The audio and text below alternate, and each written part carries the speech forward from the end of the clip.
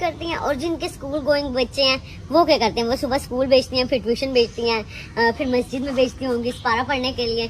फिर और क्या आपकी और डेली रूटीन क्या है? डेली रूटीन में कुछ और फर्क है?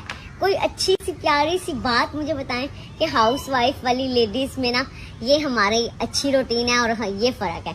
क्योंकि अभी जो मुझे ना, मैं व्लॉगर भी हूँ, यूट्यूब भी कभी कभी बना लेती हूँ, लेकिन हूँ तो मैं हाउस वाइफ ही, मैं भी घर में रहती हूँ। मैं सोचती हूँ कि मेरी डेली रूटीन को भी ना चेंज होना चाहिए। आप लोग बताएं इस डेली रूटीन में क्या चेंज होना चाहिए? आप लोगों ने कमेंट में गाइस ये वाली बात जरूर बतानी है ताकि माइंड और फ्रेश हो। जैसे शाम को बाहर चले जाना चाहिए या नहीं जाना चाहिए, मतलब रोज भी बंदा बाहर नहीं जा सकता, आगे पीछे निकल आए, जैसे बाहर मौसम वगैरह देख लिया। आप लोग जाते हैं या नहीं जाते? ठीक है।